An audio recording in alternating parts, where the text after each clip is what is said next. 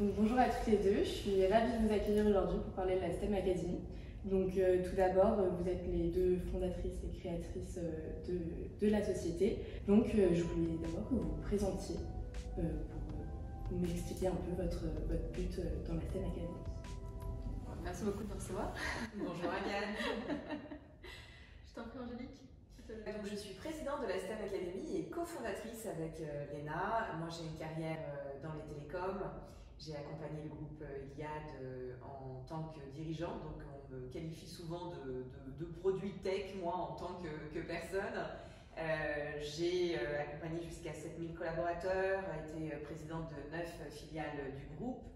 Et puis j'ai un côté très entrepreneur, intrapreneur au sein du groupe Iliad et entrepreneur, puisque j'ai créé quelques entreprises également pendant ma mission. Je suis plutôt une spécialiste de l'expérience client, de l'expérience collaborateur, de la transfo d'entreprise et bien sûr le développement des compétences est un sujet très important à mes yeux, notamment au travers de cette transition numérique et environnementale qu'on est en train de vivre. Très bien. Et vous Léna? Bon, enchantée. Donc, je suis Léna Touchard, donc également cofondatrice de la STEM Academy, aux côtés d'Angélique. J'ai un parcours pas encore aussi long que celui d'Angélique. T'es plus jeune, celle-là. Oui, ça joue. Mais pour ma part, donc la STEM Academy est la deuxième société que je crée aux côtés d'Angélique par ailleurs. Et j'ai initialement fait un double diplôme de droit franco-anglais avec une mention en droit des affaires, donc je ne venais pas du tout du milieu de la tech. Et c'est par ma rencontre avec Angélique et à la suite aussi d'une formation avec Polytechnique HEC avec une mention entrepreneuriat que j'ai découvert le monde de la tech et je me suis dit c'est un monde fascinant, il y a beaucoup d'opportunités, il y a beaucoup de choses à faire, ça bouge très vite et j'aime beaucoup ce type de cadre très dynamique et donc c'est comme ça que j'ai voulu m'investir dans ce milieu. Et nous nous sommes ensuite rencontrés et au fil des discussions, des projets, nous avons décidé de créer la STEM Academy ensemble.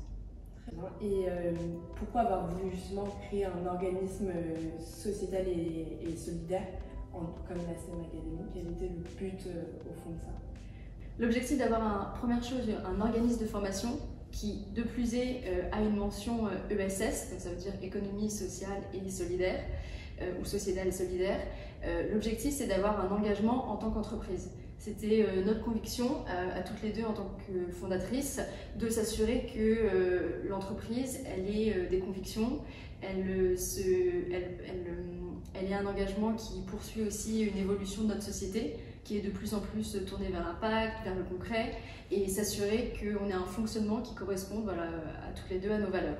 Et donc le principe d'un organisme de formation dit ESS, c'est-à-dire qu'on a un entre-deux entre un modèle associatif, mais qui a tout de même une visée lucrative.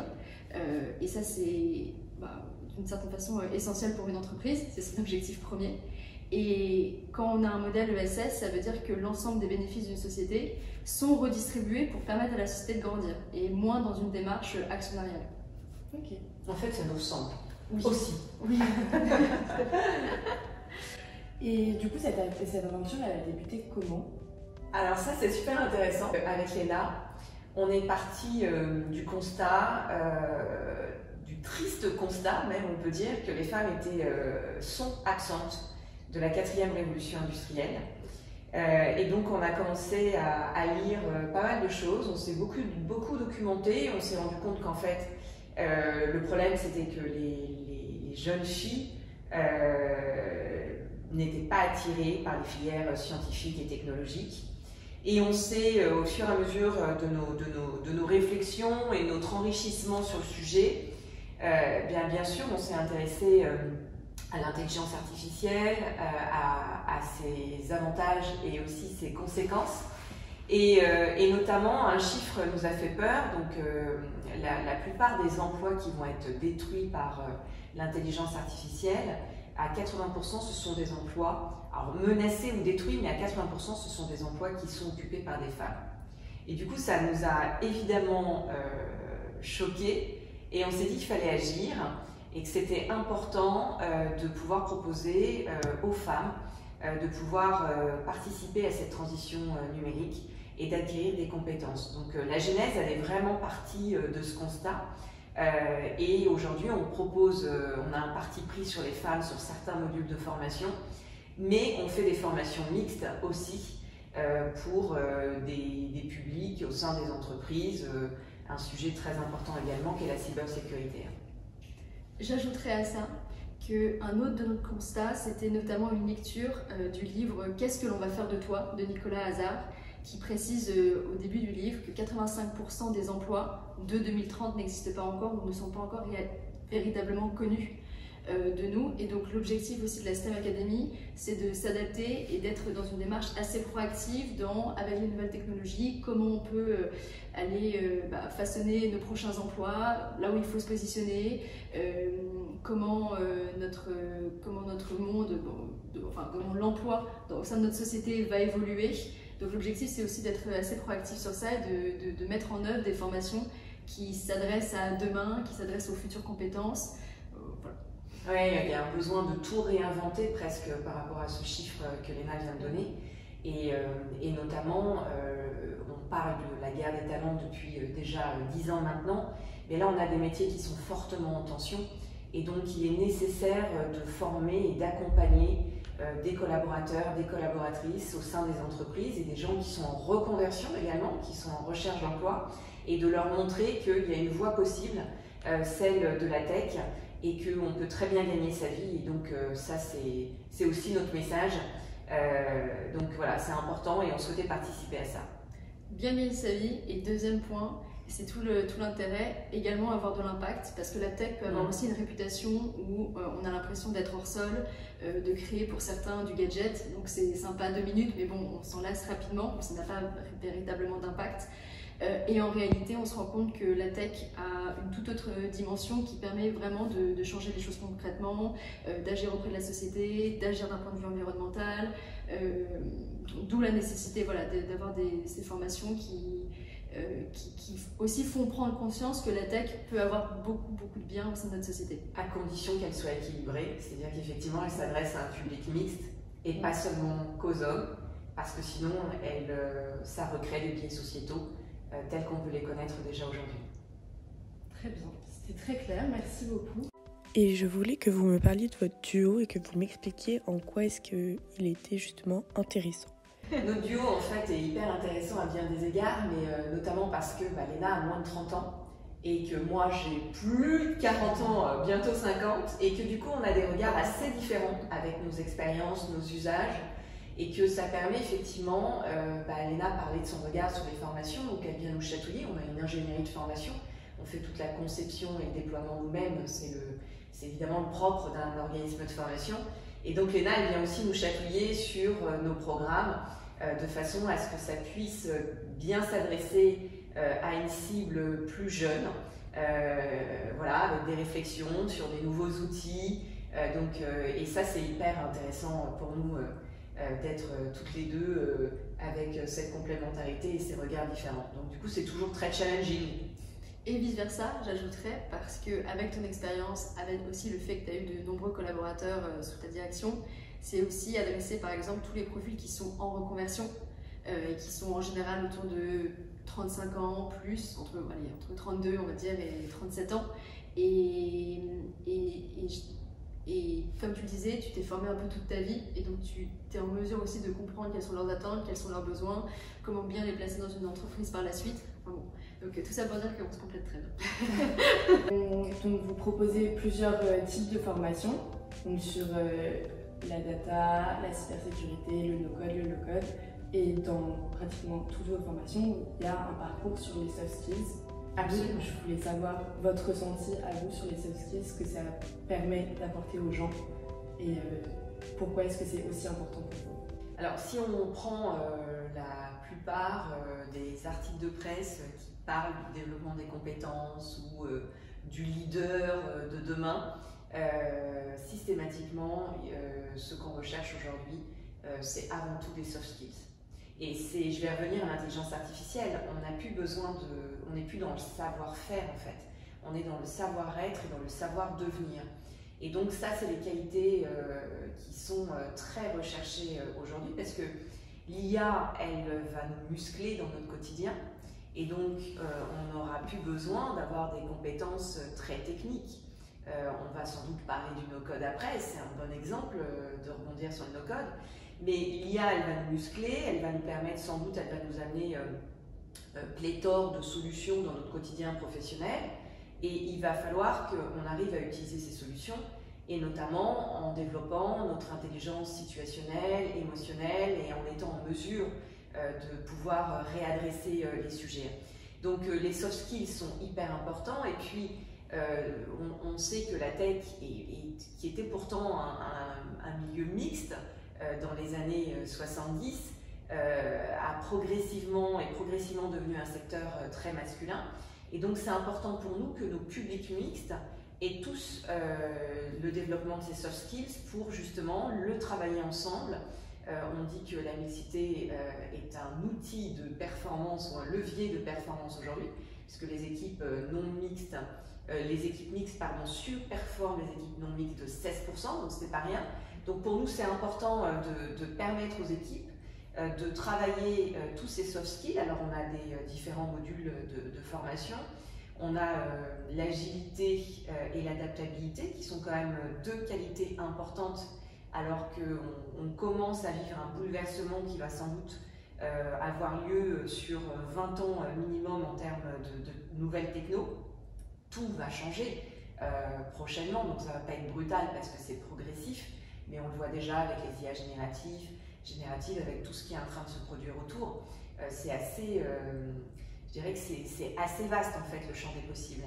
Et puis on a aussi un module d'audace, de confiance en soi, un module que moi j'aime beaucoup parce que j'aurais aimé en fait l'avoir à 25-26 ans. C'est un module d'humour que l'on adapte selon les publics. Par exemple, on a un parti pris pour les femmes, le module d'humour, sur comment lutter contre le sexisme ordinaire en entreprise. Donc évidemment, quand tu développes ton esprit, quand tu développes l'humour et que tu es face à des situations qui peuvent être compliquées à gérer quand tu es une jeune femme dans une entreprise, et qu'on t'apprend à le faire avec humour, sans blesser, sans humilier ton interlocuteur, c'est juste canon de sortir la tête haute, sans rougir, sans rapport de force, sans mettre les RH dans la boucle parce qu'on n'aurait jamais dû te parler comme ça, et oui, on n'aurait pas dû te parler comme ça, mais au moins tu réadresses ces sujets et tu peux en faire une force en fait. Donc c'est aussi voilà, tout ce qui est important pour nous. Mais on a, je crois, une dizaine de modules sur les soft skills pour venir muscler les managers, les leaders, mais aussi le tout à chacun dans nos formations. Donc allier les soft skills et la tech, pour nous c'était juste logique. Je crois qu'on est les seuls d'ailleurs à le faire en France, et pour nous c'était juste du bon sens. Très bien. Et vous m'avez parlé d'une formation no-code. Donc pour vous, quelle est l'importance du no-code ou du low-code maintenant dans notre société qui est justement en train d'évoluer d'un point de vue tech de plus en plus rapidement? Donc pour vous, l'importance du no-code, elle se situe à quel endroit? Alors, il y a plein d'avantages au no-code. D'une part, moi qui étais chef d'entreprise, j'avais des équipes de développeurs donc, qui codaient pour le coup. Et on a des to-do dans nos entreprises qui sont juste, voilà, et toutes les semaines, on priorise les développements et on ne peut pas tout faire. Ou alors on achète des solutions qui coûtent extrêmement cher. Et dès qu'on veut bouger quelque chose, on a un consultant qui vient, et rien que la visite du consultant, on refait un chèque avant même d'avoir la solution développée par l'entreprise de ce dernier. Donc le no-code, quelle solution il apporte aux entreprises? Il apporte, je dirais, un gain d'efficacité et de productivité. Dans la mesure où finalement le no-code permet, grâce à des interfaces graphiques, d'assembler, je ne sais pas si le terme est totalement exact, mais voilà, on utilise des interfaces graphiques et on peut faire des sites web ou des apps très très rapidement, là où le code va nécessiter quelques mois supplémentaires. On peut avoir quelque chose de rapide en 2 mois, parfois en 1 mois sur du no-code.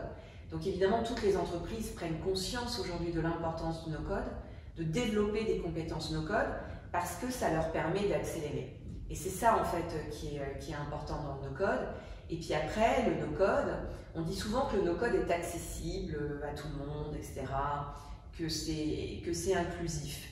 Moi, j'ai un peu évolué sur ce sujet parce qu'en réalité, le no-code, c'est pas accessible pour tout le monde. Donc, il faut avoir déjà une appétence, il faut avoir une curiosité pour le no-code, et c'est le cas pendant toute la formation que l'on dispense. Il faut être curieux sur les outils, tester, etc. Pourquoi c'est pas 100% accessible? Le code, c'est pas du tout accessible, hein, c'est hyper dur. Mais le no-code, c'est pas accessible parce qu'il faut quand même être accompagné en formation. C'est souvent des outils qui sont en anglais, même si ça bouge beaucoup, hein.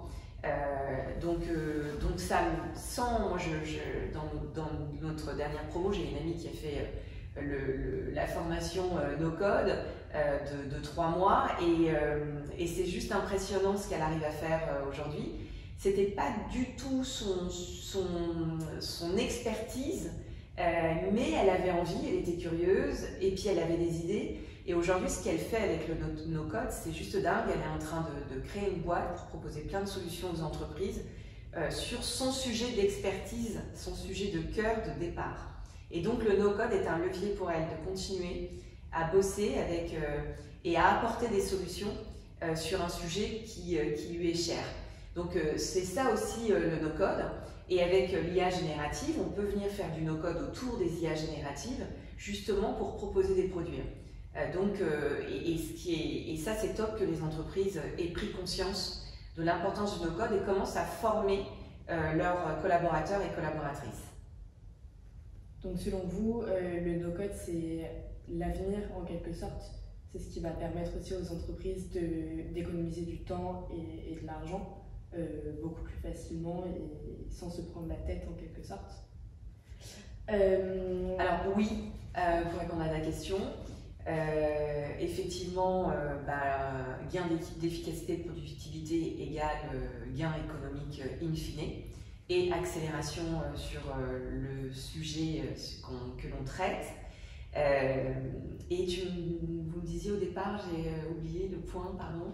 Que c'était une source très importante pour les entreprises. Oui. Et je pense que c'est tout nouveau, hein, cette prise de conscience. Donc, et on le voit d'ailleurs parce que les entreprises commencent aussi à nous approcher avec des demandes très ciblées. Très bien. Par ailleurs, j'ajouterais tout de même que c'est ce que disait Angélique, dans le sens où ça permet d'être beaucoup plus efficace, d'être aussi pour les entreprises dans une démarche test and learn, dans le sens où on va tester quelque chose par le no-code parce que c'est beaucoup plus rapide, contrairement à coder quelque chose. Et ensuite, est-ce que ça fonctionne, est-ce que ça fonctionne pas, ça permet d'être beaucoup plus réactif en fonction des produits qu'une entreprise souhaite mettre en œuvre. Mais pour autant, mais après c'est peut-être ma conviction personnelle, c'est aussi un très bon moyen de mettre un peu le pied à l'étrier pour ceux qui veulent se tourner vers le code pur et dur, parce qu'après pour avoir des IA qui sont performantes, il faut savoir coder. Le no-code à date permet de soulager, permet d'aider, d'aller plus vite et d'être moins technique sur un sujet, mais pour autant derrière savoir coder pour ceux qui souhaitent s'y mettre et qui sont dans cette démarche, c'est hyper nécessaire aussi. Et ce qui est intéressant quand on regarde nos promos en no-code, c'est que c'est très hétérogène en fait. C'est des gens qui viennent de milieux, de secteurs totalement différents. On a une personne qui travaille en ressources humaines, une personne qui vendait de la lingerie dans un magasin, une caissière. On a vraiment, mais c'est le grand écart. Et c'est des gens qui arrivent en fait à se réunir et se fédérer autour du no-code, à apprendre évidemment avec nos formateurs qui sont des experts, mais qui en plus créent des liens entre eux et partagent des bonnes pratiques. Et ça, c'est hyper sympa.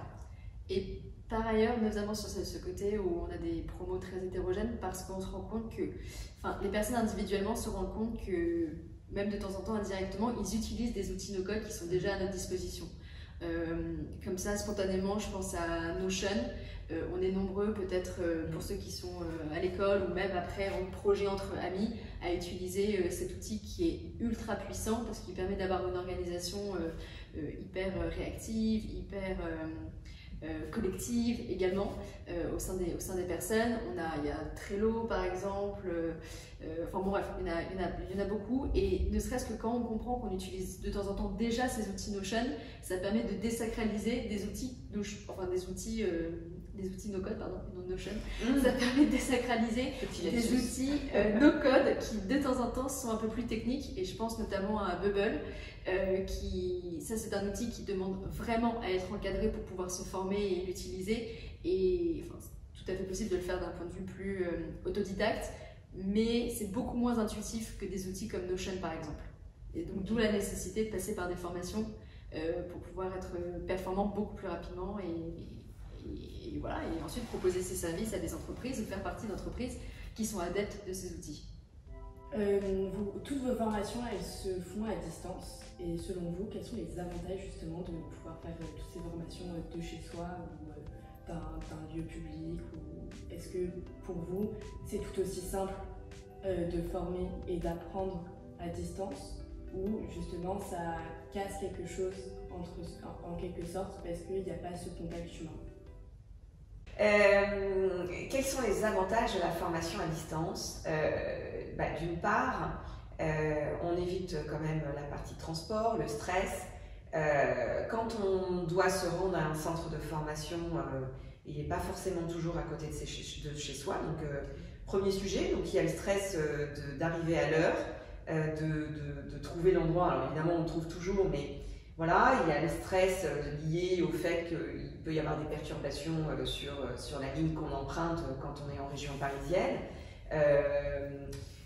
Donc voilà, du coup, ça élimine la partie transport, voiture quand on est en province, transport en commun quand on est en Île-de-France.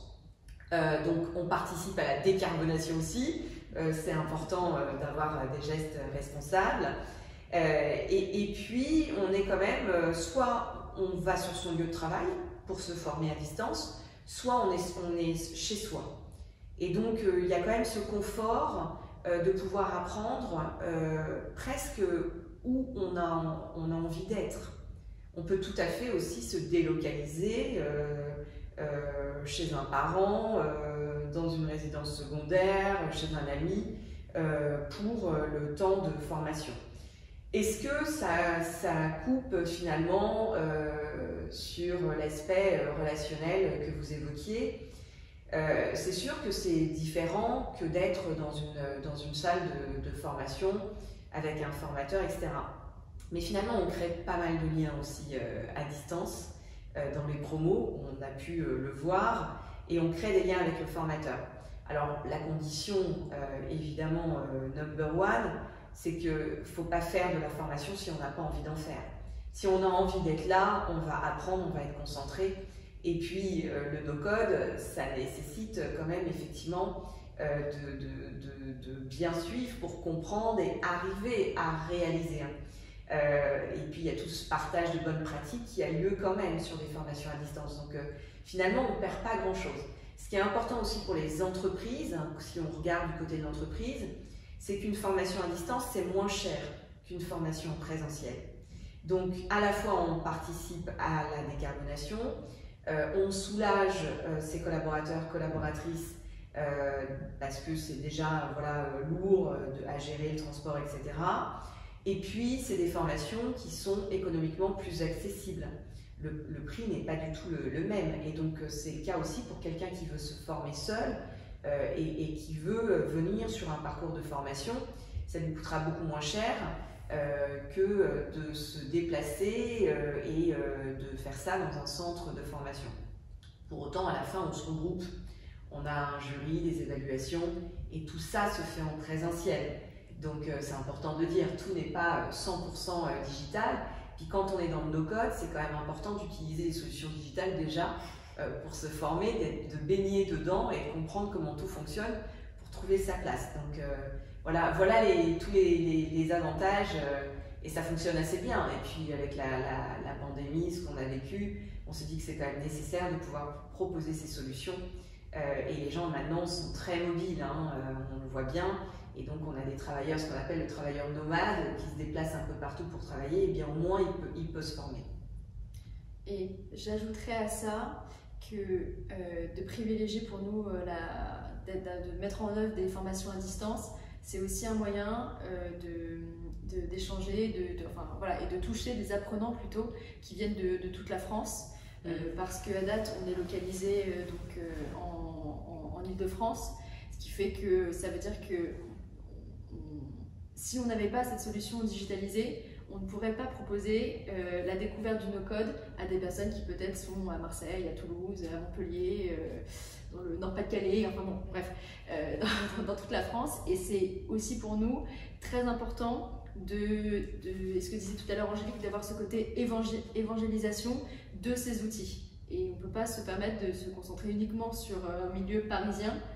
Il faut justement s'adresser à toute la France pour que toute la France prenne en main ces outils no-code, prenne en main les sujets tech, d'où l'importance et pour nous l'aspect aussi pratique d'être dans des formations à distance. Et évidemment, voilà, on se voulait être inclusive et ça va jusqu'à la formation pour un public dit handicapé que l'on accompagne. On est certifié Calliope et donc on s'adresse aussi, nos formations sont totalement adaptées pour des gens qui ont un handicap et que l'on peut aussi aider à aller vers une nouvelle vie professionnelle.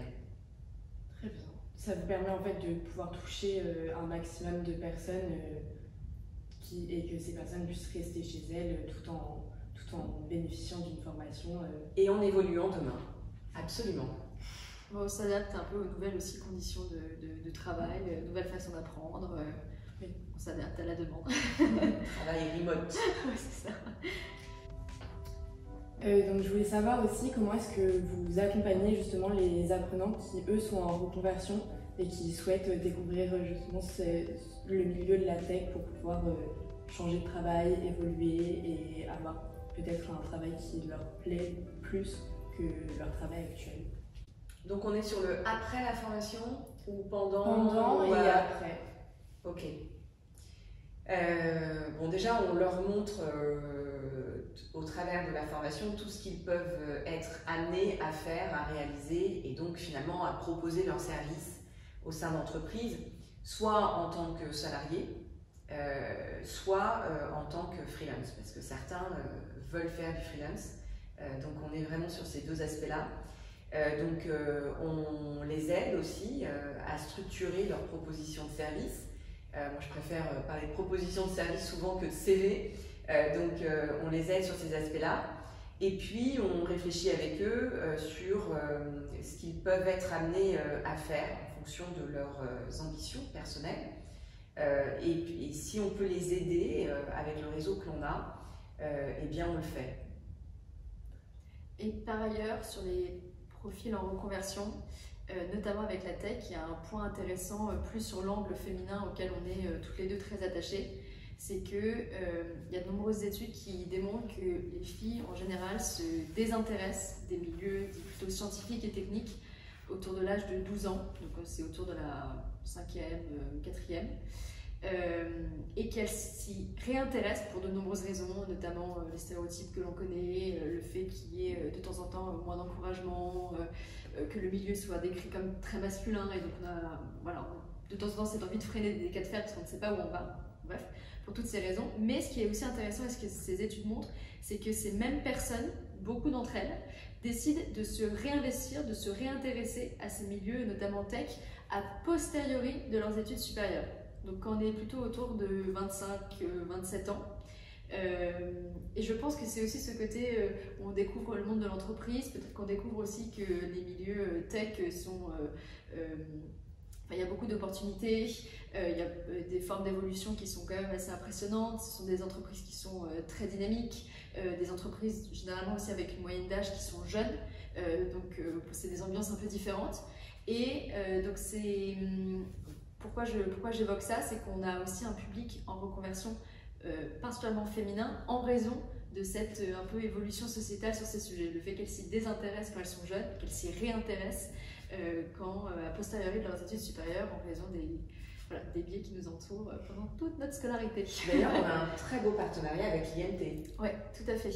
Donc l'IMT, c'est l'IMT Business School, pour être plus précise, qui justement met en œuvre avec nous une formation dans le no-code, donc un parcours d'apprenant relativement court et efficace, mais également certifiant, pour justement se former sur ces sujets. Et ce qui démontre aussi qu'il y a des établissements supérieurs qui travaillent avec des organismes de formation pour pouvoir étoffer leur offre, s'adapter à une demande croissante sur ces sujets, tout en étant eux aussi plus agiles, parce qu'en fait ils travaillent avec des partenaires qui sont déjà spécialisés sur la question, et ça leur évite à eux aussi de devoir se reformer, et ça permet d'être plus diversifiés et d'avoir une offre plus complète pour leurs apprenants.